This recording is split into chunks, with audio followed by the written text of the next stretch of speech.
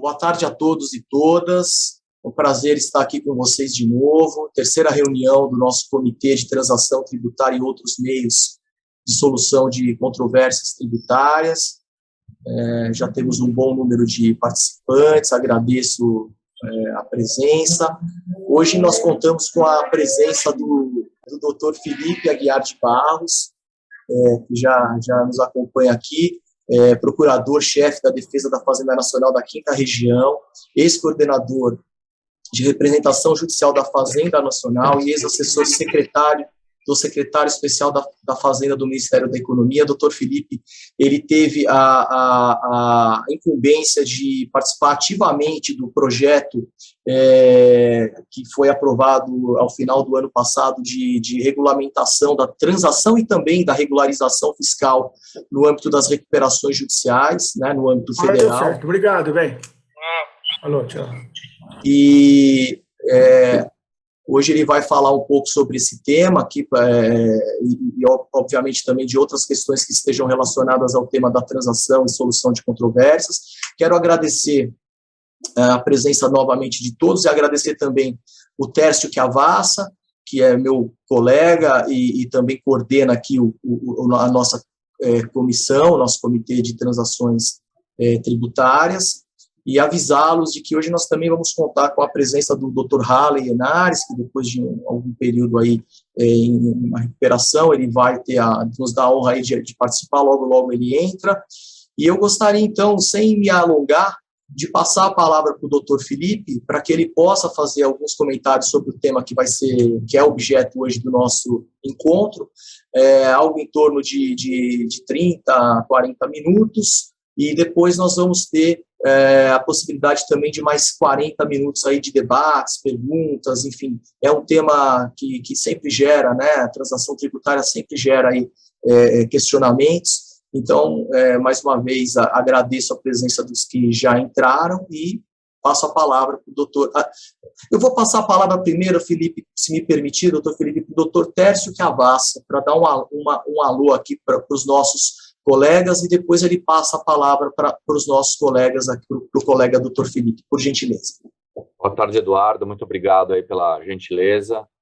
Doutor Felipe, é um prazer tê-lo aqui hoje conosco, para a gente continuar aprendendo um pouco mais sobre esse tema que nós temos aqui nessa nossa comissão estudado tanto e procurado levantar questões até, claro, mais pragmáticas, para que a gente consiga encontrar soluções, porque as dúvidas ainda são várias, e é normal, já que o Instituto é novo, e por isso que nós quisemos trazê-lo hoje, para que a gente pudesse explorar mais alguns aspectos bastante interessantes, e como o doutor Eduardo já mencionou, a ideia é a gente ter aqui um ambiente bastante pragmático, para que a gente possa buscar aqui conjuntamente alternativas que possibilitem que realmente esse seja um novo meio para que os contribuintes encontrem respostas, né? E certamente a gente acredita, e temos visto que a Procuradoria está trabalhando muito detidamente nesse assunto, e tem trazido já alguns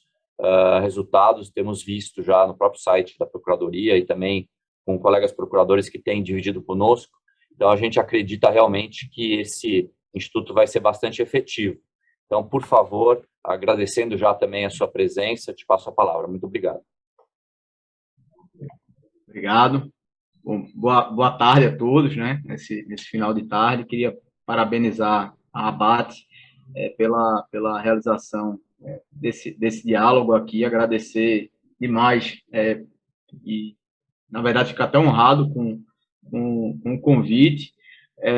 Queria, inicialmente, fazer uma breve contextualização do assunto e depois passar uns 9 slides aqui, com bastante brevidade, para que a gente possa realmente focar na parte dos debates. Antes da apresentação, então, eu queria trazer um pouco de como é que esse assunto voltou à pauta, né? Esse assunto estava a transação tributária estava um pouco adormecida ali, desde aquela iniciativa em 2009 do projeto Adams, se tentou ali, se não me engano, aquele projeto 5082, e o assunto estava, no meu sentir ali, eu sou PFN desde 2013, do meados de 2013, o assunto assim era basicamente um tabu. Ali era uma coisa que não se falava. E todo projeto de lei que passava pela Procuradoria sempre tinha uma opinião contrária, né? Sempre vinha alguma manifestação, não, isso aqui é ruim, isso aqui não vai dar certo, a Procuradoria sempre contra, e, por outro lado, não se dizia, não, o que é que seria bom? O negócio está no CTN. Né, vamos encontrar um caminho aqui, né? Não adianta só apontar os problemas, vamos apontar alternativas, e isso não acontecia. E aí, como os senhores bem conhecem, né, desde 2015 ali, a forma como a PGFN se porta na cobrança da dívida ativa veio mudando com o tempo, com diversas alterações legislativas e atos normativos. Eu acho que esse foi uma das razões ali, se percebeu que havia necessidade da transação como um mecanismo de fortalecimento da cobrança. Outro aspecto que eu vejo que pesou foi a questão do excesso de litigiosidade. Isso era claro, né? A PGFN sempre tomou muitas iniciativas no sentido de redução e prevenção da litigiosidade, mas se chegou talvez num esgotamento ali, não havia muito mais o que fazer sem um mecanismo disruptivo ali que desse uma liberdade a gente, de alguma forma, chegar no meio termo com o contribuinte. E um terceiro elemento que faz parte desse histórico, né? O viés da cobrança, o viés da redução da litigiosidade. Um terceiro elemento que faz parte desse histórico é justamente a questão do problema da recuperação judicial. Não sei se todos sabem, né, mas no final de 2016, ali ainda o ministro era o Meirelles, ele criou um grupo de trabalho para analisar o problema do nosso arcabouço de insolvência. A ideia era criar um anteprojeto de reforma da Lei 11.101, foram convocados diversos especialistas, e foi nisso que eu entrei no tema, porque eu representei a PGFN nesse grupo. E um dos problemas da recuperação judicial no Brasil, dentre vários outros, naturalmente, era a questão da participação do fisco na recuperação judicial. Na falência também, mas um problema maior na recuperação judicial. E esse assunto da transação também surgiu lá. Eu tentei levar esse assunto, tentei inocentemente até falar, olha, o fisco deveria votar no plano, deveria compor uma classe, enfim. E fui bastante xingado por isso, obviamente, mas não perdi a oportunidade de dar a minha opinião, né? Eu sempre acho que quando a gente evita criar exceções, né? Quando a gente trata todo mundo igual, nem pior nem melhor, inclusive a Fazenda Pública, as chances das coisas darem certo aumentam. Sempre tive essa opinião. Mas, enfim, o assunto não andou naquela época. E, já concluindo aqui o histórico, para não tomar muito tempo, esse assunto, o anteprojeto andou, né, sem isso, até o projeto foi, de certa forma, conservador nessa parte do fisco, que se tornou o projeto de lei 10.220 de 2018. Depois, na tramitação legislativa, que ele foi alterado, e aí virou a lei 14.112, com todas as alterações que a gente vai abordar mais para frente.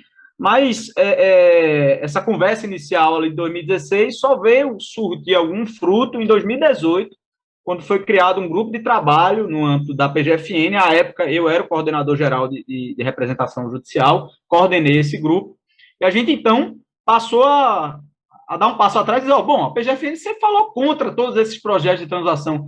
Vamos, então, aqui tentar chegar num projeto que seja de consenso? E aí juntamos vários colegas da Procuradoria, alguns favoráveis à ideia, outros ferrenhamente contra a ideia, e a gente tentou chegar no meio termo. E ali eu enquanto coordenador, tive que tentar fazer uma limonada ali de limões de diferentes qualidades e diferentes visões. Acabou que a gente conseguiu construir ali um anteprojeto. No governo Temer não foi encaminhado na época, até porque já estava ali no final de 2018. Em 2019, o assunto também passou muito tempo adormecido, apesar de existir esse projeto, em tese de consenso no âmbito da PGFN. Naturalmente, existia uma certa resistência, né, quer dizer, sempre existiu uma resistência da própria Receita à ideia, até maior do âmbito da PGFN. Em 2019, a oportunidade que se encontrou foi debater o tema na reforma da recuperação judicial. À época, o deputado Hugo Leal já estava elaborando um substitutivo, e a ideia é, vamos então começar com a transação tributária só na recuperação judicial. Não dentro, votando o plano, mas por fora, podendo negociar, enfim. Aí a ideia foi sendo construída nesses termos. Sendo que no final de 2019, o assunto veio à tona, o ministro Guedes, eu estava na época na Secretaria Especial de Fazenda, não era mais coordenador-geral de representação judicial, havia sido cedido, e na época, em conjunto com a PGFN, a Secretaria Especial de Fazenda, com o apoio do ministro Guedes, então elaborou um anteprojeto de medida provisória para regulamentar a transação tributária. À época, o ponto de partida, naturalmente, foi a minuta desse GT da PGFN, mas foram adicionadas, além de retiradas as partes processuais, né, que não poderiam ser veiculadas por medida provisória, foi adicionado o capítulo da transação de relevante e disseminada controvérsia tributária, que, na época, havia sido discutida no GT, mas não havia obtido consenso. Então, essa medida, mesmo em tese ainda polêmica, foi colocada na MP. E aí, enfim, a partir disso daí, tivemos toda a tramitação legislativa, e aí os senhores já devem ter conhecimento de toda essa história. Tivemos a Lei 13.988, depois tivemos a reforma da Lei de Recuperação Judicial, né, que, por coincidência, já tramitava antes, mas só veio a sair depois, e só teve vigência agora no início de 2021, né, em 23 de janeiro de 2021. E agora o que temos, né, além do desafio de implementação prática, e desde logo adianto minha visão que eu me surpreendi muito positivamente com a implementação. Talvez a pandemia tenha ajudado nesse ponto, né? Assim, a realidade se pôs e era ou implementa ou faz dar certo, ou, enfim, o mundo vai acabar, e acabou que, enfim, as coisas funcionaram com a eficiência surpreendente em termos de administração pública, a meu ver, e vem dando certo. Claro que aí a gente tem muito a debater em termos de aprimoramentos legislativos. Mas, feita essa contextualização aqui, vou passar brevemente a apresentação que eu trouxe. Peço desde logo perdão pela simplicidade dela, mas é realmente só a título de uma contextualização aí, inicial do tema. Vocês estão visualizando minha tela, né? Apresentação, correto? Bom, por que eu trouxe aqui essa apresentação? Não vou nem passar por todos os itens. Eu queria trazer o que é que a gente tem de transação tributária em nível federal hoje, ou, digamos, transação com a PGFN, ou transação com a administração tributária federal. O que é que a gente tem hoje posto na legislação de forma específica? Claro que alguns defendem que algumas normas genéricas poderiam ser pegas, poderiam ser utilizadas aí por empréstimo, normas voltadas para a AGU, mas, enfim, pensando no que está claro e posto e duvidoso, a gente tem o que está aqui e que eu vou expor aos senhores. A gente tem a modalidade de transação na cobrança de créditos, e aí abrange a dívida ativa da União, créditos da PGU e créditos também dívida ativa das autarquias federais, salvo o Banco Central, com as possibilidades que os senhores conhecem, né, renegociação de garantias, descontos, concessão de prazos, a utilização de créditos, e com os limites também postos aí na legislação, na própria Constituição, no que se refere aos créditos previdenciários, e também na regulamentação infralegal, que foi também uma das medidas ali adotadas na Lei 13.988, que deixou esse espaço aí para a regulamentação da transação na cobrança de créditos no âmbito de cada órgão, no caso, aqui principalmente no âmbito da PGFN. Mas essa modalidade de transação tem a especificidade de que alguns devedores eles têm um tratamento diferenciado. Temos o tratamento diferenciado dos micro e pequenos e equiparados, que aí basicamente tem um tratamento diferenciado em termos de limite de desconto e limite de prazo, em limites ampliados. Temos um tratamento diferenciado no que se refere a devedores associados ao arcabouço de insolvência, falidos, recuperandas, empresas em recuperação extrajudicial, entidades em intervenção ou em liquidação extrajudicial. Enfim, essas entidades ou devedores associados ao arcabouço de insolvência, elas têm um tratamento diferenciado, na verdade, dois: irrecuperabilidade presumida e acesso à transação individual, independentemente do piso devido, né? Como regra geral, para ter acesso à transação individual nessa modalidade de transação na cobrança de créditos, é necessário dever pelo menos 15 milhões, via de regra, pelo menos na parte da dívida ativa da União, né? Salvo o FGTS. Enquanto que esses devedores associados ao arcabouço de insolvência, eles têm acesso à transação individual e têm também a irrecuperabilidade presumida. Com relação as empresas em recuperação judicial, talvez o foco principal da nossa conversa aqui, além desses diferenciais que eu acabo de citar, tivemos os diferenciais que a Lei 14.112 trouxe, e aí a gente vai abordar mais à frente que diferenciais foram esses. E, além dessas categorias de devedores que eu citei, temos o tratamento diferenciado do devedor quanto mais, no entanto, ainda se trata de uma norma de eficácia aí limitada, porque não houve ainda, em nível federal, a definição do conceito de devedor quanto mais. Existem projetos de lei, inclusive um deles integrou aquele pacote da reforma da Previdência, mas não houve ainda apreciação pelo Congresso Nacional. Essa é a modalidade de transação na cobrança de crédito. A outra modalidade é justamente aquela que eu citei, né, que entrou enxerida ali na MP, que não estava ali naquele grupo de trabalho, mas que veio ali a dar um passo além na transação tributária. Talvez por isso ela seja mais restrita, mais fechada, dependa de um ato do ministro, dependa de uma série de estudos, e só seja por adesão, ou seja, ela garante com mais afinco a questão da isonomia tributária, já que uma transação individual que pudesse abranger, de certa forma, teses tributárias, abriria aí mais riscos aí, até do ponto de vista concorrencial e para a própria isonomia tributária. Aqui é uma modalidade ainda muito pouco explorada, né? A transação na cobrança, realmente, até por causa da pandemia, tanto a modalidade individual quanto a por adesão, realmente se alastraram e têm sido bem praticadas. Temos problema, claro, problemas existem, a gente tem que debatê-los aqui, tem que melhorar, mas já a transação no contencioso tributário de disseminada e relevante controvérsia, nós só temos um exemplo de edital até agora, que foi a questão da PLR.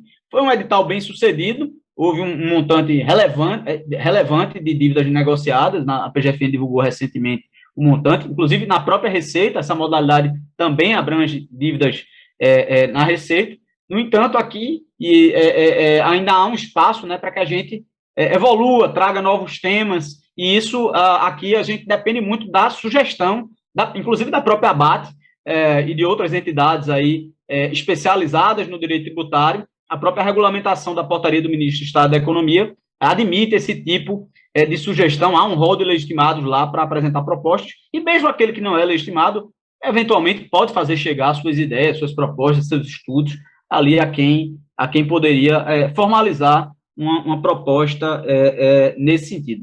Estou só passando rapidamente, porque realmente nosso foco de debate realmente não é essa modalidade. Mas aí, na tela, trago algumas informações, se necessário, se alguém tiver interesse, compartilho também a apresentação posteriormente. Uma terceira modalidade, aqui bastante interessante do ponto de vista da redução da litigiosidade, do congestionamento no Poder Judiciário e no próprio CARF, né, diz respeito ao contencioso tributário de pequeno valor, aquele de até 60 salários mínimos, quem tiver uma discussão, ali, independentemente do rating associado, se dá um desconto, e ali, enquanto menos prazo, mais desconto, quanto mais prazo, menos desconto. Essa é a ideia da transação no contencioso tributário de pequeno valor, que também veio associada a uma mudança no próprio processo administrativo fiscal, no que se refere a esse contencioso de pequeno valor, que foi uma mudança também prevista na Lei 13.988, para evitar que esses processos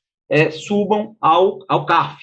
Também aqui a regulamentação em ato do Ministro da Economia, houve publicação de editais aí, tanto pela PGFN quanto pela Receita, isso aqui também é realidade. Então, talvez das três modalidades que eu citei, né, temos a principal ali, a cobrança de créditos, que, enfim, se tornou realidade rapidamente, e, enfim, tá bombando.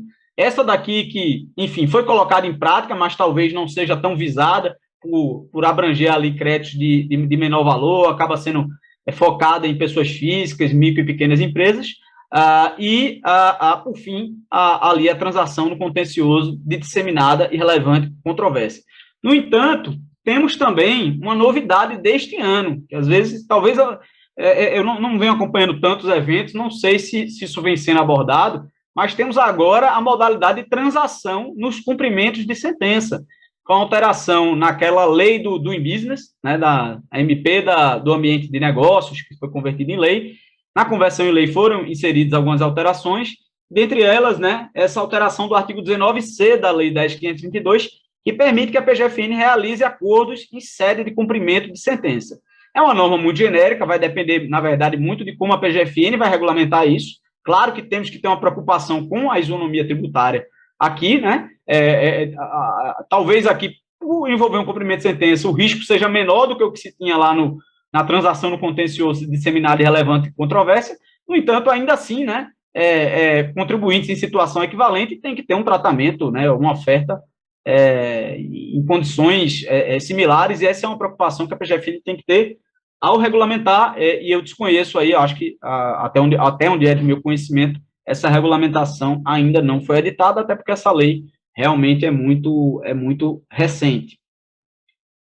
E aí, já entrando no tema da recuperação judicial, que talvez seja mais minha expertise hoje em dia, minha formação jurídica é de processualista, não é nem de tributarista, nem de direito empresarial, mas eu calhei de adentrar tanto na transação tributária quanto na recuperação judicial. Acaba que a gente, às vezes, cai de paraquedas em alguns assuntos e se apega, né?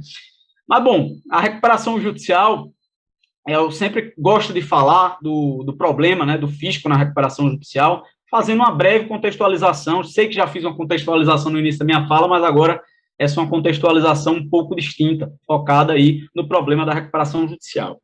Voltando ali para 2005, a gente não tinha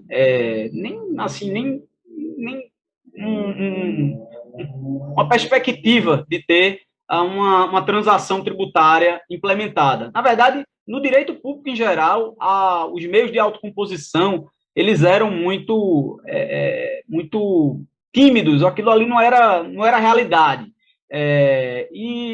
Diante desse contexto, o legislador, a meu ver, fez uma opção um tanto quanto ingênua, ali na 11.101. Deixou-se o fisco de fora da recuperação judicial, prometendo-se um parcelamento, e acreditou-se ali que a situação seria resolvida. Os devedores iam lá, iriam parcelar, e tudo certo. O fisco não iria incomodar nas recuperações judiciais.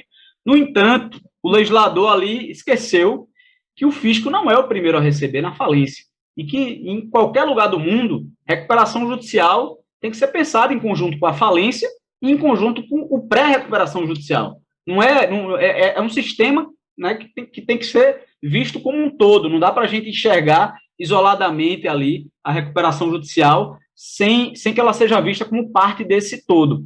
E aí, como o fisco não é o primeiro a receber na falência, e na recuperação judicial nós temos credores que na falência recebem na frente do fisco, mas que são sujeitos à recuperação judicial, a solução dada pelo legislador ficou totalmente pela metade. E aí veio outro problema, que o parcelamento prometido não veio, e a nossa sociedade também era uma sociedade culturalmente acostumada com o refis, que naturalmente é muito melhor do que os parcelamentos ordinários.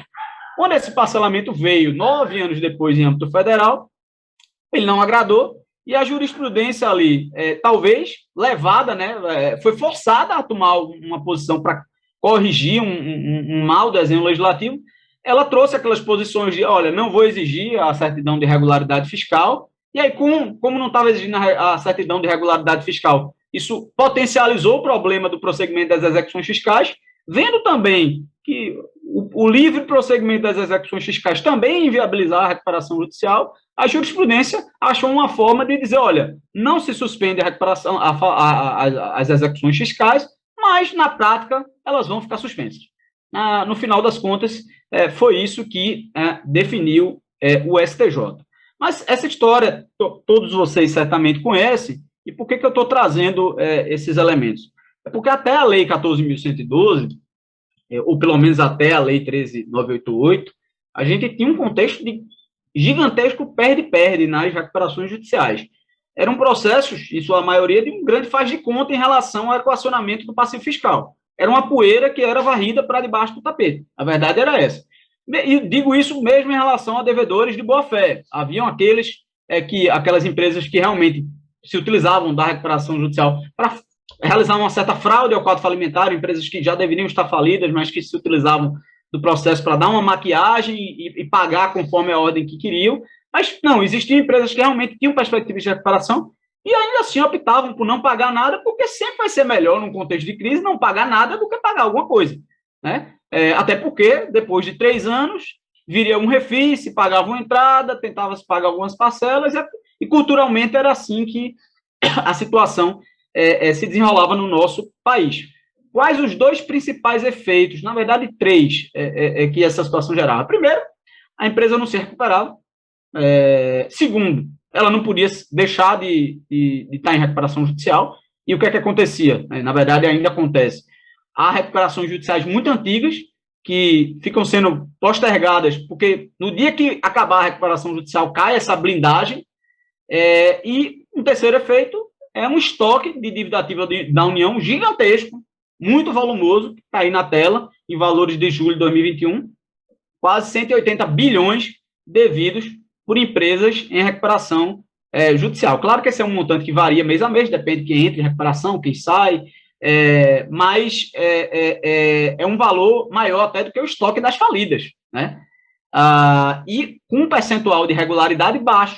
O percentual de regularidade é de 14,71% em julho de 2021. Os senhores devem se recordar, um dos últimos estudos da PGFN apontava que o percentual de regularidade das empresas em geral, das ativas, era de cerca de 32%, 33%.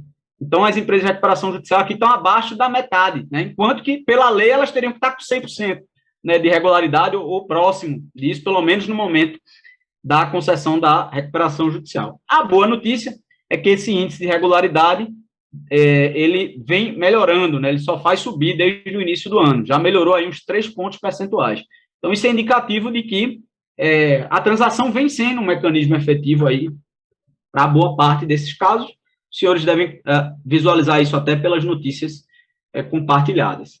Bom, o que é que a gente teve de mudança aí? Eu vou focar em 3 aspectos só com a 14.112.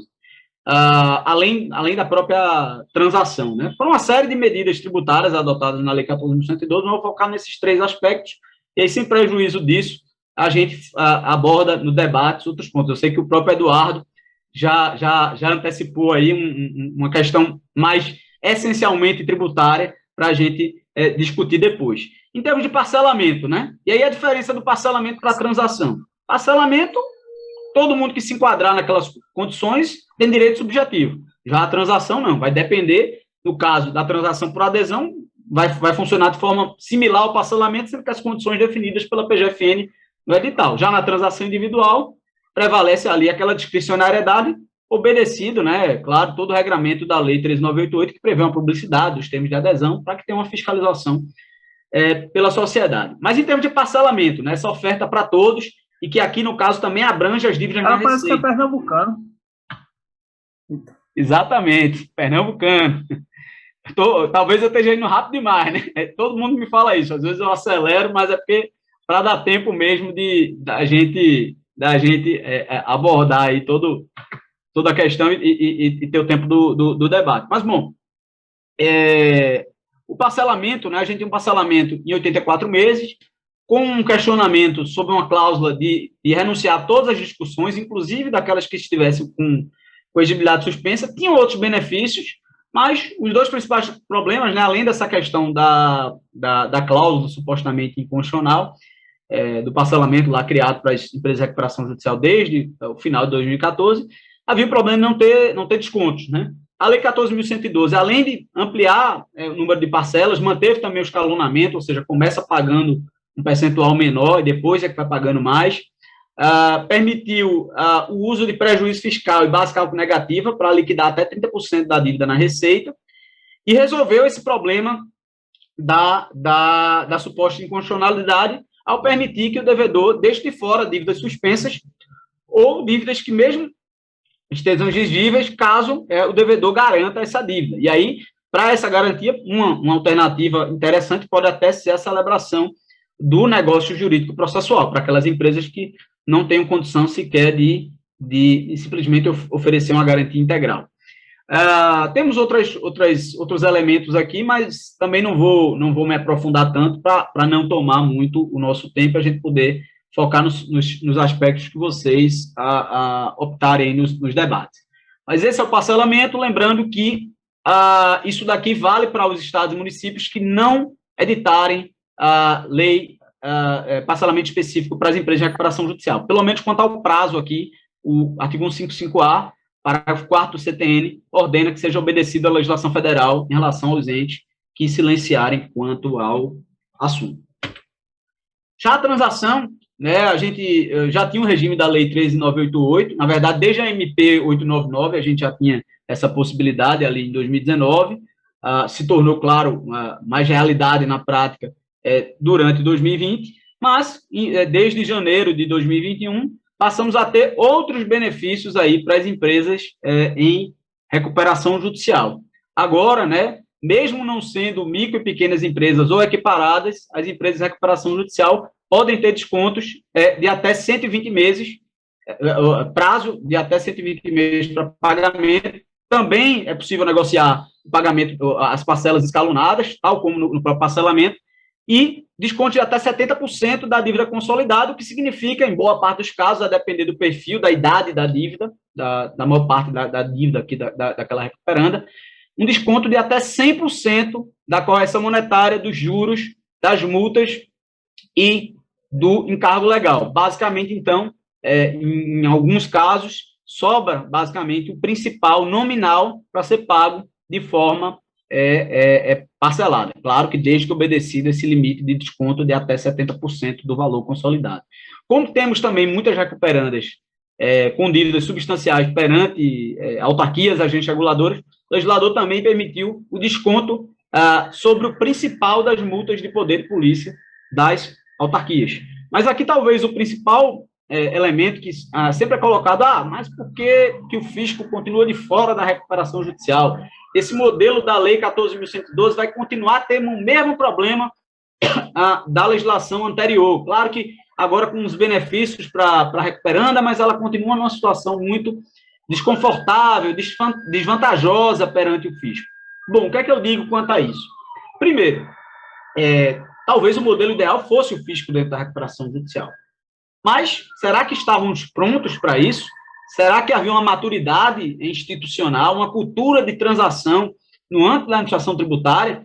E pensando também nos estados e municípios, porque não dá para colocar só o fisco federal, não dá para pensar só na PGFN, tem que pensar na dívida na Receita, tem que pensar na dívida com as outras fazendas públicas, inclusive federais, vai ter que pensar se vai criar uma classe, se não vai, se vai ter inovação, se não vai, enfim, todas as circunstâncias ali que, caso a questão não fosse muito bem azeitada na legislação, a gente poderia chegar num resultado que empoderasse mais ainda o fisco do que no modelo adotado pela Lei 14.112, em prejuízo das recuperandas. E aí quem atua nesse ramo de recuperação judicial reclama muito da forma como os bancos públicos atuam nas recuperações judiciais. E eu sempre deixo a reflexão. Se jogasse o fisco lá para dentro da recuperação, será que não seria tão ruim ou pior do que a situação da atuação desses bancos? Será que não foi um passo mais razoável colocar um pé dentro da recuperação e deixar outro pé fora? E aí, por que eu digo colocar um pé dentro? Porque a gente tem uma cláusula aqui muito interessante. Qual é a lógica da recuperação judicial? Pedir recuperação judicial para a sangria, vou paralisar as cobranças e vou fazer uma renegociação coletiva com todos os credores. Enquanto isso, eu vou ter benefícios de acesso a crédito, facilitar a venda dos meus bens, vou ter uma blindagem ali para essas vendas, para dar uma segurança para os adquirentes, e com isso eu vou conseguir incentivar a construção de um plano que permita a preservação daquela atividade empresarial e dos benefícios sociais que ela gera. Qual é a lógica que o legislador adotou em relação à transação aqui? Olha, recuperanda, você quer aplicar o stay period para o fisco? Você quer parar a sangria em relação ao fisco? Você quer evitar as execuções fiscais do fisco? Apresente uma proposta de transação. Não quero, não reconheço essa dívida.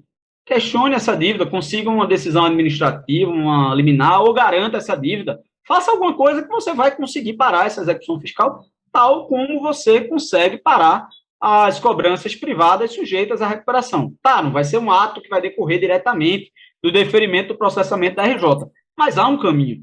Então, como eu costumo dizer, o fisco colocou um pé para dentro da recuperação judicial.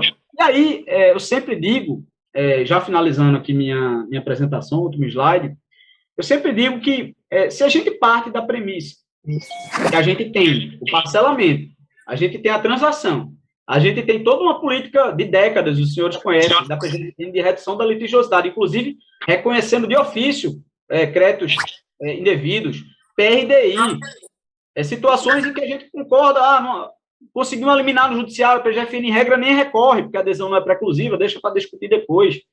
Quem que não vai aceitar uma garantia razoável de uma recuperanda, fazer um NJP? Então, assim, existe todo um contexto aí que permite que se resolva a situação. Se a gente vai por esse caminho, não tem problema de CND, não tem problema de execução fiscal, não tem problema de sucessão tributária, nada disso vem à tona, porque a gente consegue sanear o passivo. Obrigatoriamente reconhecendo a dívida? Não, dando o tratamento que cabe. Se o devedor reconhece a dívida, ele transaciona, parcela, garante, enfim. Mas se ele não reconhece, ele também tem um caminho ali a adotar com relação a essas dívidas. E aí ele não vai ter o problema da certidão e não vai ter também o problema das execuções fiscais. Mas, bom, partindo da premissa que o devedor não quis ou não conseguiu se regularizar. Aí, ainda assim, a Lei 14.112 trouxe uma solução na via da cooperação entre juízos, que é basicamente o juiz da recuperação judicial pode substituir uma penhora.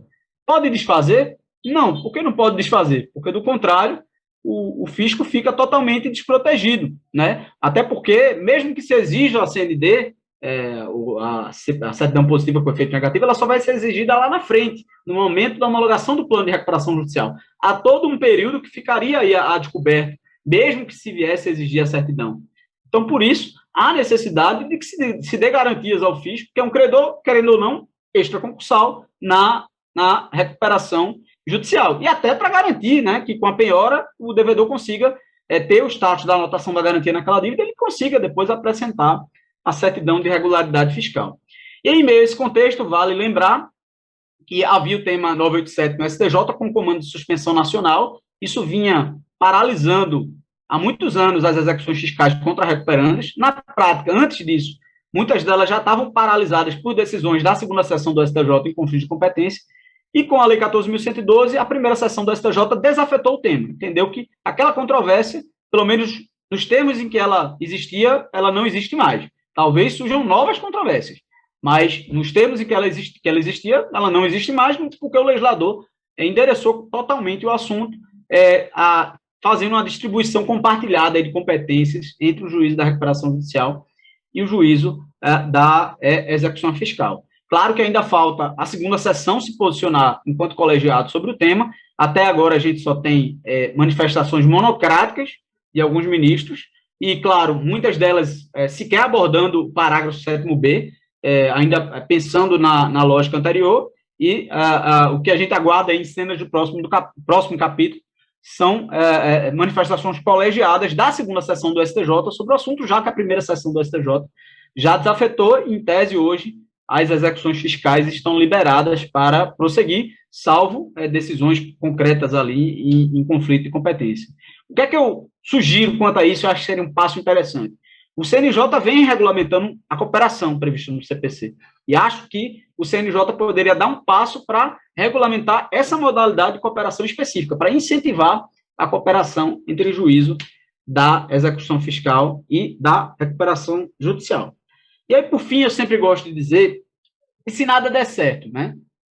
A empresa não tem como se regularizar, ou ela não quis, enfim, não deu para prosseguir a execução fiscal, não tem bem, não tem nada.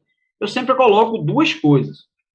A primeira delas é recuperação judicial em nenhum lugar do mundo é para salvar todas as empresas. Ela é para salvar devedores viáveis.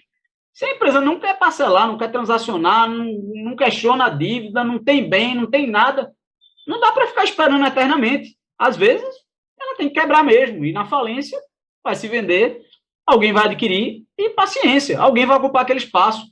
Não vai existir ali um vácuo no mercado, não. Isso faz parte. A gente deveria até incentivar isso. Eu acho que a gente tem que até pensar no futuro numa legislação que facilite o encerramento de micro e pequenas empresas, uma falência extrajudicial, talvez. Acho que isso é positivo. A gente tem um preconceito muito grande com a falência no Brasil, talvez por a gente reconhecer uma ineficiência nossa, que a gente nunca conseguiu fazer a falência funcionar de forma eficiente.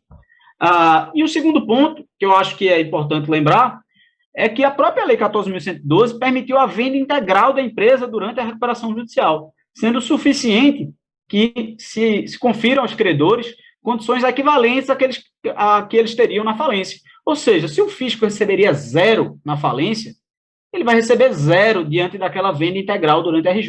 Se ele receberia 50, ele vai receber no mínimo 50. E assim funciona. E esse é o tipo de plano de recuperação judicial que é mais comum em outros países. É extremamente comum e essa regra existe em outros países também. Ora, será que a venda integral de uma empresa em funcionamento, prevista no plano, com o ingresso de um novo investidor ali, isso não é preservar a atividade empresarial também não? Preservar a arrecadação tributária, os empregos? Será que muitas vezes a jurisprudência, quando fala em preservação da atividade empresarial, ela não está confundindo com a preservação dos interesses do empresário? Porque o empresário, se ele quebra, na falência ele é o último a receber, ou não recebe nada normalmente. Então a gente tem que sempre lembrar disso, porque a falência, a recuperação judicial, ela é para ser melhor para os credores, ela não é para ser melhor para o gestor da empresa que passou por uma crise, né? Claro, a falência não tem que ser punitiva de quem empreendeu e quebrou, claro que não. Mas, lógico que o empreendedor que deu errado, ele vai perder dinheiro, faz parte, ele tem que buscar novos recursos e tentar de novo. Então, encerro minha fala inicial com essa abordagem, espero aí os debates para que a gente aprofunde em um ou outro ponto. Peço perdão por ter me alongado desde já. Muito obrigado, doutor Felipe. Não se alongou demasiadamente, não. Sempre muito oportunas as considerações. Fico muito feliz aí com a sua participação. Eu gostaria de abrir para as perguntas, para os debates, se as pessoas aqui, se os nossos colegas e os nossos colegas participantes tiverem algum questionamento, já poderiam eventualmente manifestar. Eu só vou fazer uma pontuação aqui e aí a gente aguarda eventualmente algumas participações dos nossos colegas. Quando você, doutor Felipe, coloca, vou lhe tratar por você, desculpe a falta de formalismo, mas eu prefiro dessa forma, a gente já conversou antes. Falou da recém-aprovação do novo texto do artigo 19C, a alteração na Lei 10.522, né? É importante apenas para os colegas e para as colegas entenderem, né, esse acordo em fase de cumprimento de sentença, quer dizer, possibilidade de transação, de diálogo com a Procuradoria, né, no caso, em cumprimento de sentença. Isso necessita de regulamentação, a seu ver, quer dizer, não seria uma norma já plenamente aplicável. Essa primeira pergunta que eu faço, depois eu tenho outras, enfim, a gente pode ir conversando um pouquinho. Isso mesmo, eu acho até que a própria lei, estou abrindo aqui a lei, ela prevê isso. A Procuradoria-Geral da Fazenda Nacional poderá dispensar, isso sempre foi interpretado assim, nos termos do que havia a ser regulamentado aí em ato do Procurador-Geral, né? Naturalmente, nesse cumprimento de sentença, a gente já realizava negócios jurídicos processuais, né? Posso dar um exemplo aqui. Esse ano, aqui da região, houve um caso em que uma empresa procurou a gente e ela disse, olha, tem um crédito substancial, eu queria que a Receita avaliasse meu crédito antes do cumprimento de sentença, porque eu não quero alongar esse cumprimento de sentença, eu não quero ter risco de tomar condenação em honorários por excesso de cálculo, vamos fazer uma execução invertida, uma conferência invertida. E, em troca disso, eu abro mão dos juros aqui, era até uma quantia substancial. E a empresa apresentou os cálculos, a Receita analisou, validou, e a empresa apresentou o cumprimento de sentença, abrindo mão dos juros, e em 24 horas, antes de ser intimada, a Procuradoria foi lá e, nos termos do CNJP, concordou. A empresa já conseguiu o precatório, né? Já, antes do mês de julho, foi expedido, ela só precisou conversar com a vara. Então, isso já era realidade, mas de forma muito restrita, né? Inversão de ordem de atos processuais, alteração de prazos, esse tipo de detalhe, né? Não havia concessão do ponto de vista do direito material. Agora, com esse artigo 19C, e aí, claro, que vai depender do que a regulamentação trouxer, em tese, se permite que o contribuinte... eu entendo que a fazenda deve 100, e a fazenda entende que só deve 20. em tese, pode-se, com esse dispositivo legal, definir que é vantajoso para as duas partes 50. Vamos definir ali em 50. Não é 20 nem 100. A gente não tinha uma autorização para isso. Claro que tem que tomar muito cuidado, né? Porque não dá para oferecer só para aquele contribuinte e beneficiar um e não a outro, mas é algo que, de forma fundamentada e demonstrando a peculiaridade ali do caso concreto, eu acho que vai passar a ser possível. Uma outra questão, e se, obviamente, alguém quiser fazer perguntas, por gentileza, as pessoas podem se manifestar ou colocar aquela mãozinha que tem aqui no dispositivo. É plenamente possível, né, doutor Felipe, se fazer, então, buscar a Procuradoria para tentar fazer um acordo, vamos assim dizer, que não seja apenas com uma transação, quer dizer, fazer em conjunto um negócio jurídico. É sempre bom repetir isso, porque diante dos clientes a gente tem questões que são levantadas a respeito desse ponto. Eu mesmo tenho atendido clientes que manifestam essas dúvidas, né? Quer dizer, fazer um acordo, vamos chamar híbrido, quer dizer, que possa ter negócio jurídico processual, porque tem questões que eventualmente que a empresa, que a pessoa eventualmente queira ainda discutir judicialmente, e uma outra parte, sim, transacionar com os descontos, né? Isso é importante que seja sempre observado. Claro que a transação individual, sem dúvida alguma, aí depois a gente pode comentar um pouco, uma limitação que eu acho que é bastante ainda restritiva, né? A gente sabe que até o Poder Judiciário vem, em alguns casos, concedendo aí decisões liminares, não sei como é que está isso em matéria de julgamento de mérito,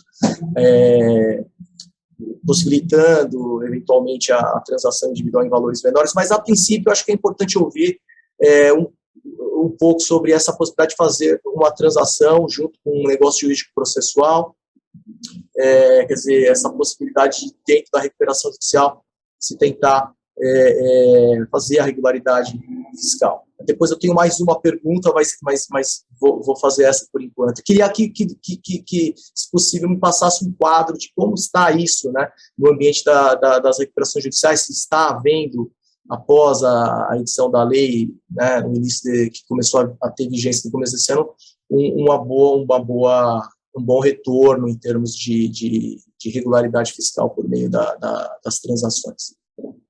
Bom, começando aí pelo final, sim, até o índice de regularidade que eu mostrei, né, a evolução ali em pelo menos 3 pontos percentuais se deveu, em grande parte, em razão disso.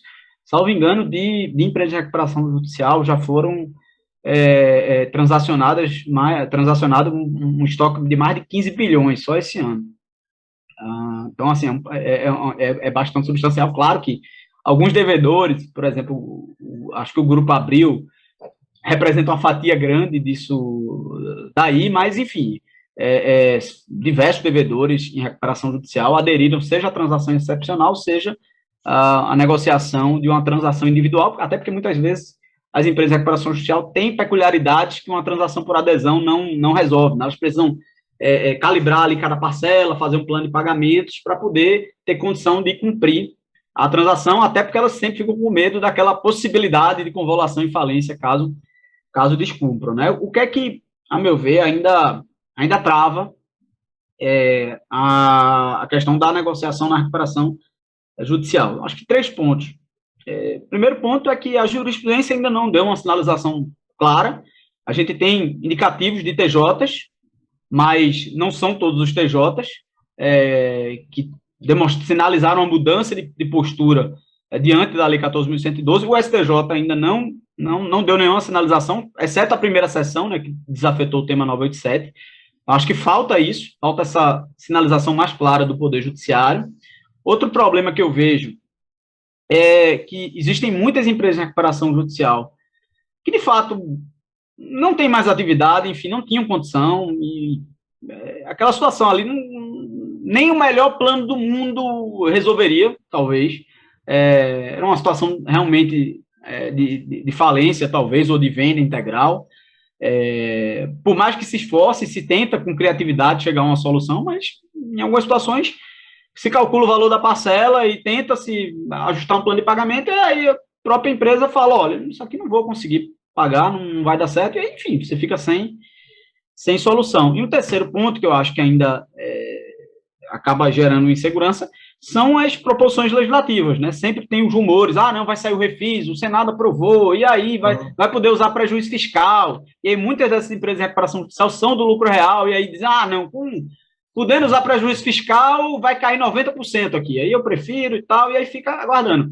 Claro que a gente sempre coloca como cláusula nas transações individuais que ela vai poder migrar para eventual modalidade mais vantajosa que surja, mas ainda assim muitas optam por segurar. Então, por esses três aspectos aí, apesar da procura estar sendo muito grande, existe um estoque ainda relevante, a gente viu o índice de regularidade ainda é baixo, que está em aberto, o que é muito ruim, porque acaba que a gente chega no problema das execuções fiscais e em toda aquela questão que eu relatei. Quanto à outra pergunta, sim, é possível acumular aí, inclusive o próprio negócio jurídico processual ele pode servir como um guarda-chuva para abranger diversas negociações. Na Procuradoria, como os senhores devem bem saber, a gente sempre teve uma divisão entre cobrança e defesa, né? Acabou que a cobrança saiu na frente nesses meios de autocomposição, de transação, a defesa estava muito voltada ali no negócio jurídico processual, talvez agora com esse artigo 19C a gente tenha mais margem, e com os próprios editais que venham a surgir do ministro da Economia, da transação do contencioso disseminado e relevante controvérsia. E sim, sempre o ideal é procurar o atendimento da unidade da Procuradoria, né, para que todas as possibilidades sejam conhecidas e que, enfim, eventual oferta do contribuinte, da empresa, do advogado, seja tratada com o procurador competente. Aqui no âmbito da 5ª Região, a gente tem uma equipe especializada de procuradores para tratar com as transações individuais. Então, uma equipe chamada Negocia. Então, são procuradores que estão ali, o trabalho deles é negociar a transação individual. E aí, residualmente, por exemplo, quando há algum atendimento que foge a isso, uma negociação relativa a processo em que a gente é réu, que a gente chama de defesa, aí, normalmente, por exemplo, há o diálogo comigo ou com algum chefe da divisão da instância competente. Aí, cada unidade da PGFN, cada região, tem seu tratamento. Aqui na 5ª Região, a gente tem uma vantagem, a gente concluiu um processo de regionalização do órgão. Então, não tem mais diferença de estado. Todo mundo pega tudo de todos os estados aqui na 5ª Região. Nas outras regiões da PGFN, esse avanço ainda, esse projeto de regionalização / desterritorialização da atuação ainda está avançando. Aqui a gente já concluiu, nossas atividades são 100% regionalizadas, e acaba que a gente consegue criar algumas equipes, que a gente tem um ganho de escala com essa atuação mais concentrada, sem dividir o limite geográfico. Espero ter respondido aí. Obrigado, respondeu sim. Alguém tem pergunta? Graziele Dion, nossa colega, tem uma pergunta. Olá, boa tarde. Boa tarde, Eduardo. Boa tarde, Tércio. Parabéns, doutor Felipe, pela apresentação e explanação. A minha dúvida, na verdade, assim, eu gostaria de ouvir um pouco do doutor, o seguinte ponto. Nós temos a recuperação judicial, a União, os estados não se submetem ao plano de recuperação judicial. Esse plano de recuperação, ele é proposto, e dentro desse plano existe um valor que é destinado, né, que a empresa tem que destinar para o pagamento dos seus tributos, para a sua regularidade fiscal. Esse valor é assentado pelo administrador judicial, porém, por outro lado, né, a gente também tem o fato de o Estado, União e municípios não estarem submetidos à recuperação judicial, e a gente tem a previsão do artigo 187, que tem créditos preferenciais, né, que tem preferência ao crédito fazendário. Como que o doutor entende essa contraposição, digamos assim? Porque aí eu tenho o plano tem um valor destinado para liquidação, às vezes não é suficiente para liquidar aquele passivo, né, talvez seja totalmente suficiente, né, ele mesmo transacionando não conseguiria, com aquele valor que está no plano, que foi posteriormente homologado, liquidar o débito fazendário. Como o doutor, assim, interpreta essa contraposição? A fazenda não se submete à recuperação judicial, mas no plano de recuperação tem lá um valor que é destinado à regularidade fiscal. E como que poderia equacionar isso, né? A empresa, ela tem a intenção ali de regularizar, ela tem a intenção de liquidar o seu débito, tenta fazer um negócio, né, um negócio jurídico processual para ir transferindo, depositando em juízo esse valor, faz a transação para tentar diminuir, abater esse valor do débito. Como que o senhor entende isso? Eu vou fazer um adendo aqui. E se é possível, nessa possibilidade que a doutora Grazielli colocou, também, em alguns casos, fazer oferta de penhora de faturamento. Isso.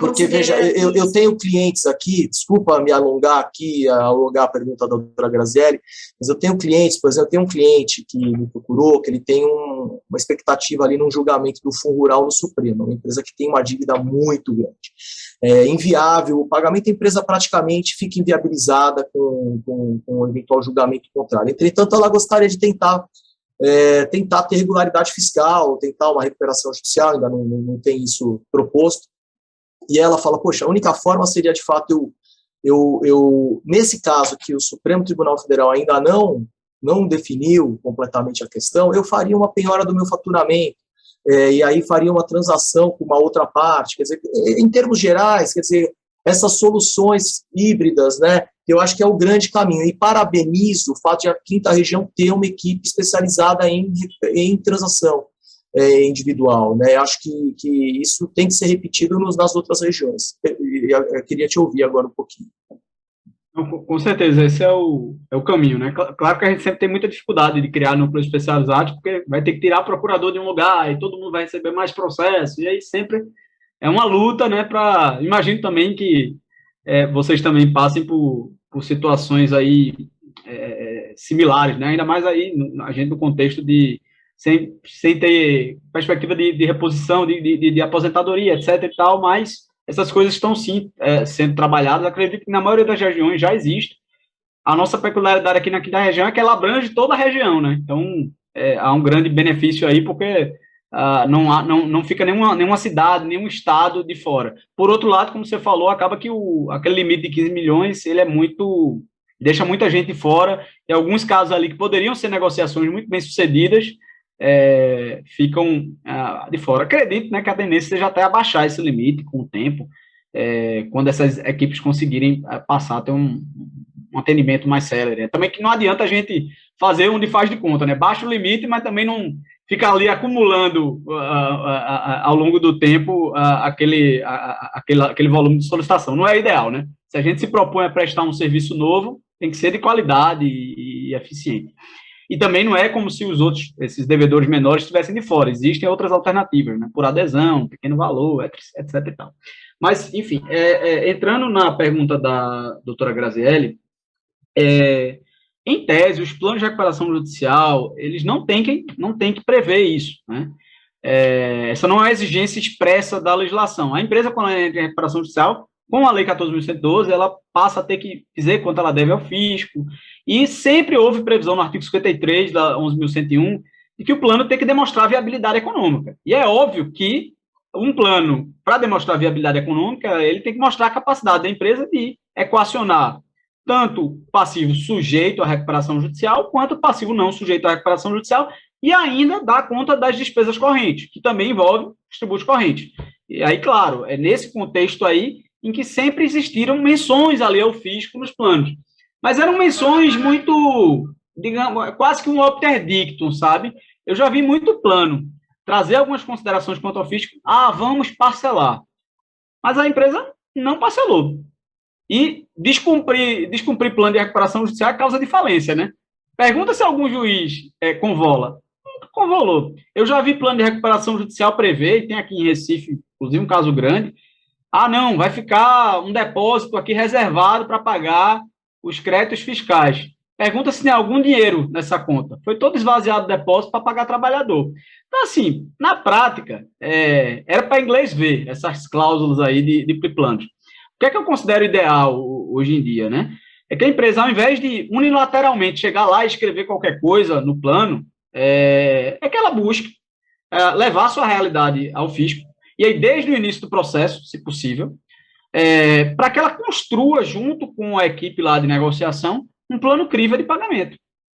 A gente tem dados, o Observatório da Insolvência, em conjunto com a ABJ, fez estudos de qual é o tratamento mediano aí dos credores quirografários e com garantia real nas recuperações judiciais em São Paulo e no Rio.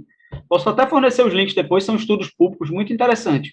E a gente olhando os dados das medianas de alongamento de prazo e de desconto, claro que credor privado negocia outras coisas, conversão de dívida de capital, etc. e tal, mas pensando nessas duas coisas que o fisco pode oferecer, os nossos descontos são muito similares. Então, assim, dá para a empresa sentar à mesa, negociar, não consigo pagar parcelas mensais, preciso jogar para frente a primeira parcela. Enquanto eu estou pagando o previdenciário que é mais alto, eu preciso reduzir o percentual do pagamento do resto.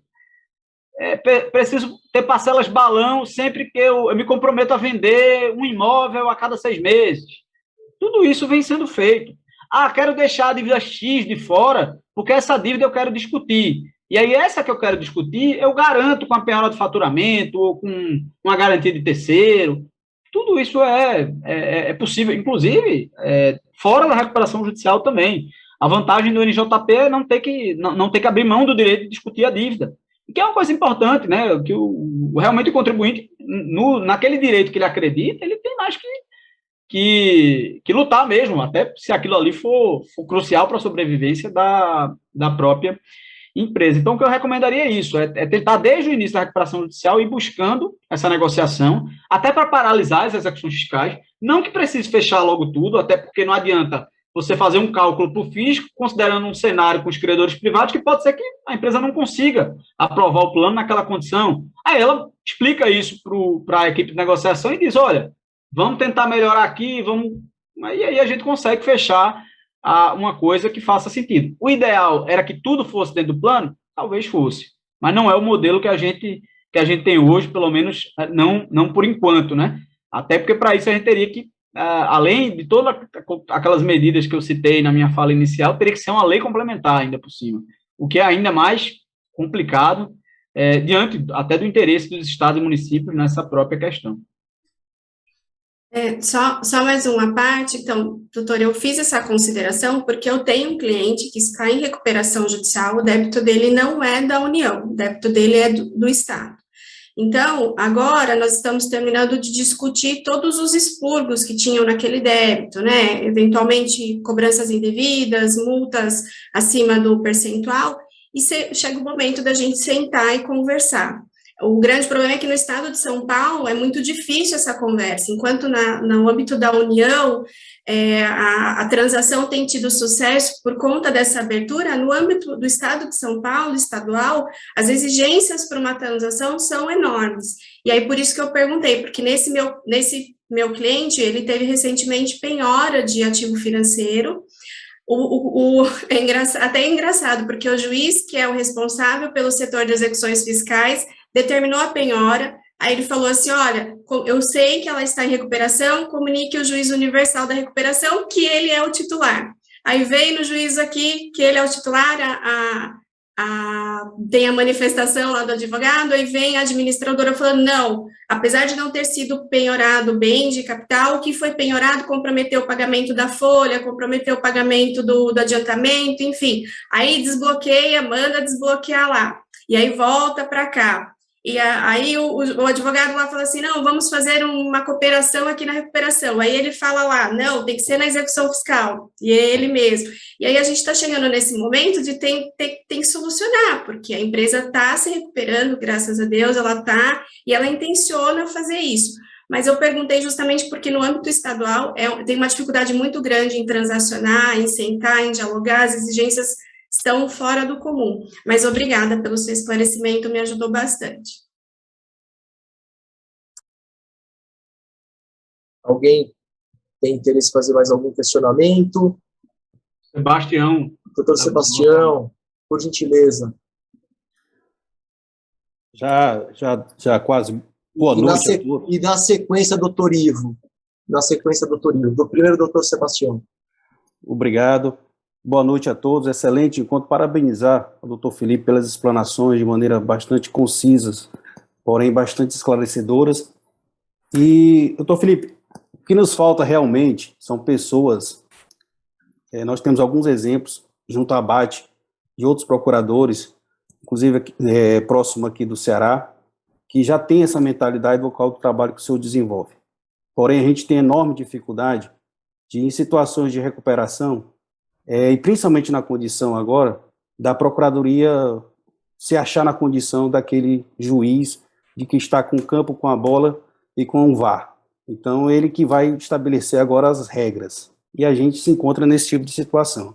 Como a doutora Graziele colocou bem, em situações que você está sentando à mesa e a finalidade foi essa, né? O contribuinte, até que se prove o contrário, ele está agindo de boa fé. Quando você chega com patrimônio, quando você chega com recuperação, quando você chega com a possibilidade de pagamento, com a condição, e mesmo com um passivo alto, mas que você está lá colocando a situação de transacionar, não existir por parte da Procuradoria, mesmo ainda com a Lei 14.112, a condição, como o senhor colocou, em inúmeras situações, inúmeras hipóteses, de procurar viabilizar uma negociação para se manter a condição social de uma empresa, de viabilidade dela, essa ainda é uma realidade que a gente encontra. Essa ausência de sensibilidade, ou, melhor dizendo, da condição de enxergar. E aí fiz esse preâmbulo para voltar a uma pergunta que o doutor Eduardo Natal havia lhe conferido, que é acerca da condição da penhora do faturamento. Né? Dessa condição da penhora do faturamento, da viabilidade dela nessa transação. Aqui, em particular, doutora Graziele, em algumas situações aí a nível federal, eu tenho me utilizado com empresas de recuperação, e o doutor Daniel colocou muito bem o aspecto de poder se conversar, negociar, mas, na ausência disso, eu tenho me utilizado do poder judiciário, apresentando bem, apresentando a recuperação e chamando o judiciário, o juiz, para que sirva, dentro do funcionamento do CNJ, de conciliação. Doutor, você vai ganhar o quê com isso se eu estou lá de maneira idônea, com todo o levantamento, com a apresentação de plano de recuperação, com o administrador, com o meu passivo levantado, com patrimônio que paga, que garante todo o débito, mas a Procuradoria, muitas das vezes, de maneira irredutível. Condição de se colocar a situação de um pagamento de uma parcela dentro daquele prazo de 84 meses, com pouca redução, não vai, aí realmente você não tem condições de assumir o compromisso. Então, voltando novamente à questão da penhora do faturamento em relação a esse avanço disso. Obrigado a todos. Como eu tinha adiantado, né? Não tem restrição, lógico que vai depender, obviamente, da negociação ali no caso concreto, da documentação apresentada, da idoneidade ali, daqueles números, né, apresentados, se aquilo ali realmente serve de garantir a satisfação do crédito. Presumo que a penhora do faturamento seria para garantir uma dívida que se pretenda deixar de fora da transação, para que ela possa continuar sendo questionada, né, normalmente esse contexto.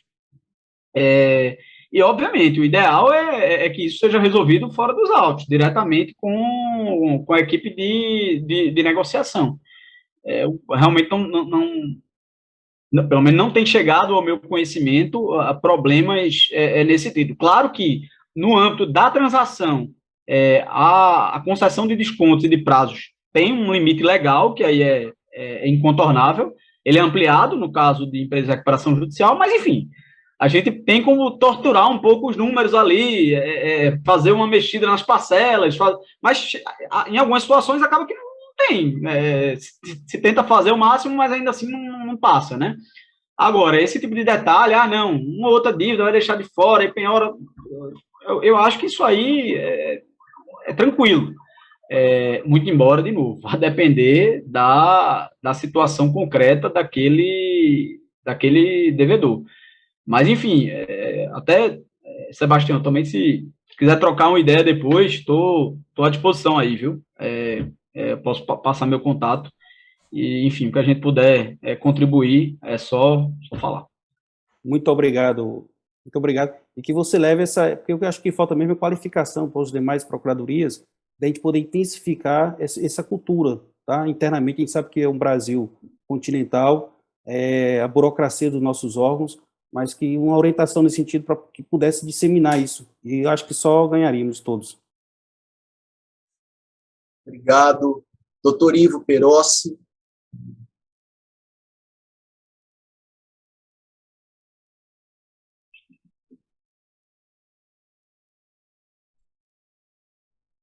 Está no mudo, doutor Ivo. Boa tarde, boa tarde. Em primeiro lugar, parabenizar principalmente o doutor Felipe, que eu vejo nele a intenção que eu, como advogado e como gestor e cuidador de muitas empresas, sempre trabalho o crescimento dessa empresa, né? E, assim, fazer um ampassã só para entender, e depois eu vou chegar no ponto que eu preciso colocar aqui, que eu acho importante. Eu me lembro de um caso de uma empresa, na época da Concordata. Inclusive, a minha monografia na época foi Concordata. Ela estava numa situação muito difícil, mas muito difícil. Era dívidas federal, dívidas estaduais, era uma situação assim praticamente caótica de se ver. E nós, na época, recebemos até conselho de alguns advogados que a gente consultava, mas por que você não falha essa empresa?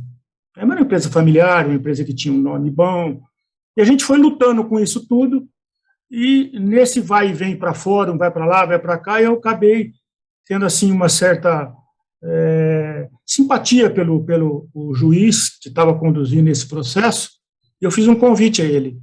Falei, doutor, o senhor não quer ir comigo até a empresa, conhecer a empresa, porque o senhor está vendo papel, o senhor está vendo citações, o senhor está vendo inimigos que vêm aqui pedindo falência, digitando. Eu não gostaria de conhecer a empresa? Ele achou uma boa ideia, e ele foi comigo até a empresa, mostramos, era na época 4 unidades, né, produtivas, e ele ficou assim, abismado, porque ele nunca tinha recebido uma solicitação dessa e visto como é que essa empresa funcionava. Uma empresa que na época tinha acho que 400, 500 funcionários, com uma cidade que tem 25 mil, 30 mil habitantes. Então, ela era muito importante, né? Recolhimento. Isso foi, assim, e ele se simpatizou, e ele defendeu aquilo e ajudou, e nós conseguimos, na época, tirar lá a certidão de conclusão, de cumprimento da concordata, que era uma coisa raríssima de se ver.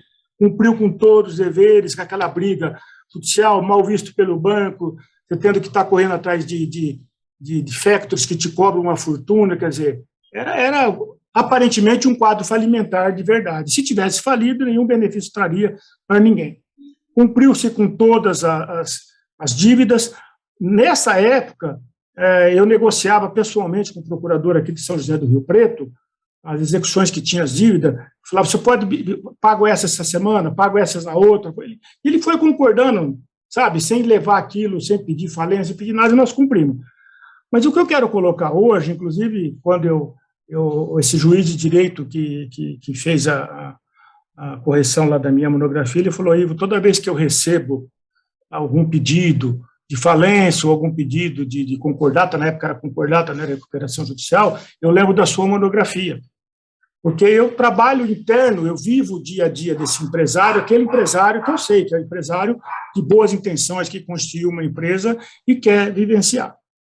Hoje, nessas transações, tem alguns particulares, a gente tem percebido ao longo dessa vivência toda, a empresa ela cumpre com o plano junto ao fornecedor, ela cumpre com o plano com o maior privilegiado disso tudo, que é os bancos, né, que são os que mais ganham dinheiro e eles têm o privilégio mais que o fisco, né?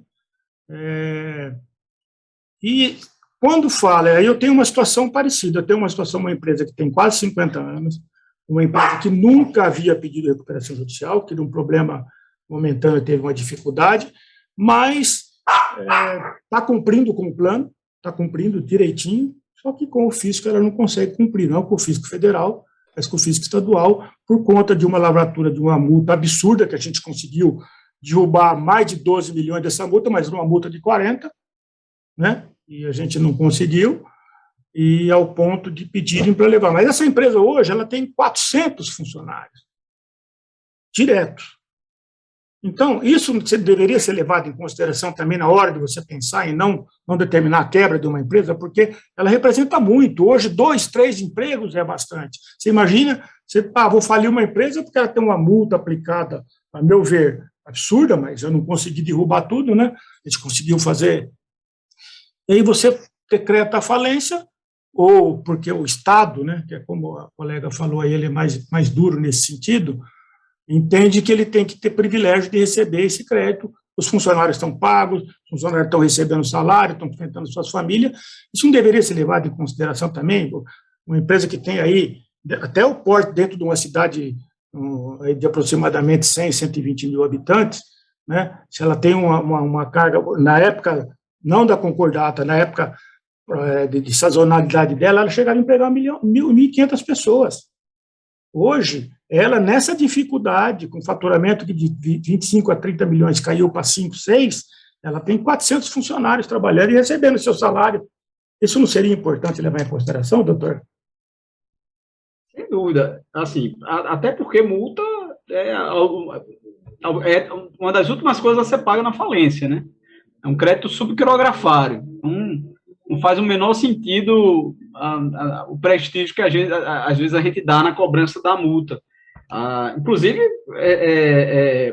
se os créditos da Fazenda Pública fossem sujeitos à recuperação judicial, isso teria que ser uma questão até a ser pensada, né? Se todos os créditos entrariam na mesma classe, a multa ficaria lá numa coisa em separado, mas, de fato, não faz o menor sentido, a gente até tem um problema na legislação, porque só se permite o desconto no principal de crédito de multa, no caso da multa de poder de polícia e de autarquia. As demais situações ficam até em aberto, e isso no âmbito federal, né?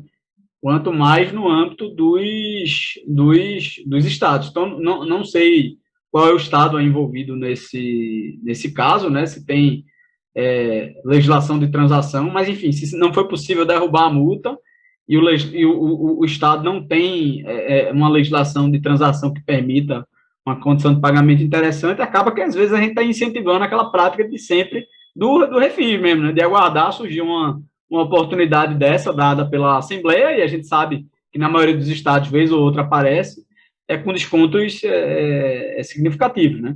E, na verdade, quando eu fiz aquela contextualização inicial, eu falei de alguns fatores, né, que incentivaram a aprovação da transação. Do ponto de vista da cobrança, né, uma coisa que sempre foi muito criticada foi essa cultura do refis, que sempre prejudicou muito, na visão do fisco, a arrecadação, por gerar alguns comportamentos, de certa forma, oportunistas. Claro que tem a situação de boa-fé, mas tem o oportunismo, né, em certa medida, em algumas situações. E a transação, ela consegue, lógico que ela tem seus potenciais malefícios, mas ela consegue evitar esses riscos de uma forma muito mais eficiente do que os refis.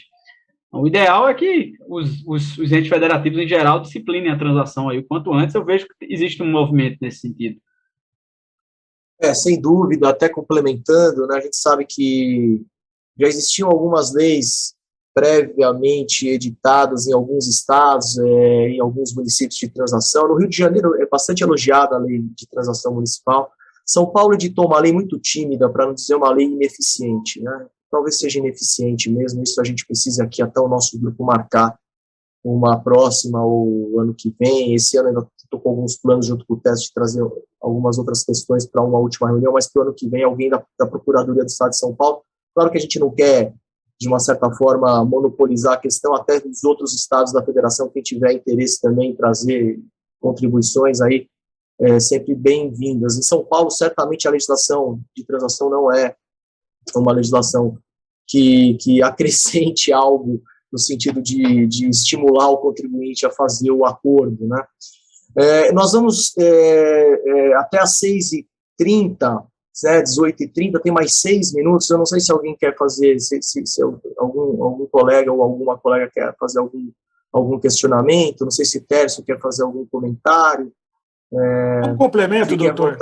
Pois não. Um complemento, doutor, para finalizar o que eu quis dizer com a primeira palavra sobre a concordata. Esta empresa hoje, em que todo mundo via, o lixo, não presta, vamos fechar, hoje ela tem unidade nos Estados Unidos, ela tem uma unidade na Argentina, ela tem um faturamento aproximado de 35 milhões e emprega mais de 1.000 pessoas e está saudável, não tem dívida com o fisco, com ninguém, entendeu? Então, por isso que eu acho, às vezes, se enxerga por um ângulo, por causa de uma multa absurda dessa que eu falei, e fale uma empresa que ela poderia lá na frente, se nós tivéssemos escutado. É só essa questão que eu queria fazer, só para colocar essa situação, por que eu defendo esse tipo de situação, de poder analisar também o quão importante é a pessoa empregada, que a gente sabe o quão triste é uma pessoa que vem lá, não tem emprego, não tem nada, e você tem uma cidade que está gerando aí, através de uma empresa, 400, 500 mil empregos, você fecha essa empresa por conta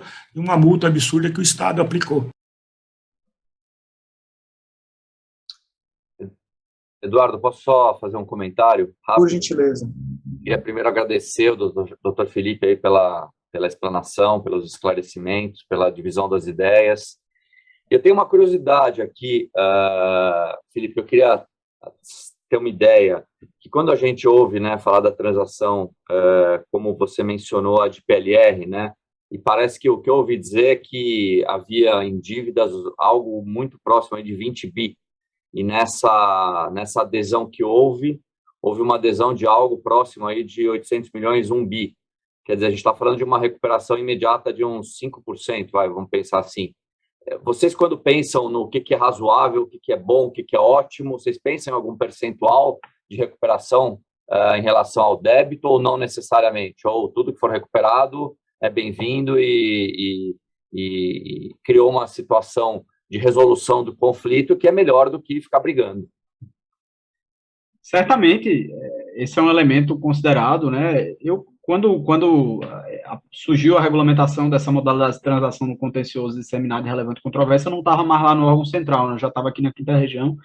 Acabou que eu não participei tanto da discussão dos critérios de escolha desse primeiro tema, e acabou que esse primeiro tema da PLR, como ele envolve uma série de situações, qual a legislação aplicava, a situação de cada empresa, talvez até a quantificação desses 20 bi dependa de alguns fatores, né? A gente saber se realmente seriam 20 bi ou seria um patamar menor ou maior do que isso. Mas, com certeza, o montante envolvido e a perspectiva de recuperabilidade daquele valor, a situação do tema na jurisprudência, tudo isso é avaliado. E a ideia da lei, o espírito dessa transação é escolher temas que ainda estejam indefinidos. Porque não faz sentido a União escolher ali temas que ela já sente que ela vai ganhar, nem temas que já estão pacificados em favor do contribuinte. Porque, do contrário, é até uma proposta indecente, né? Você dizer para o contribuinte, olha, me paga alguma coisa por algo que eu já vou perder, né? Não faz muito sentido. Então, a ideia é fazer ali um meio termo e aí também, com isso, conseguir dar condições generosas. Infelizmente, na tramitação legislativa foi colocado um limite lá, né, de 50%. Aquele limite não existia. Aquilo ali foi coisa do Congresso. Na nossa ideia original, não. Podia dar o que fosse, até porque é uma transação genuína, né, essa modalidade. Só tem aquele dever de conformação prospectiva ao entendimento da administração por uma questão de ter uma garantia da isonomia ali, dali para frente, salvo se houver uma alteração de norma, né?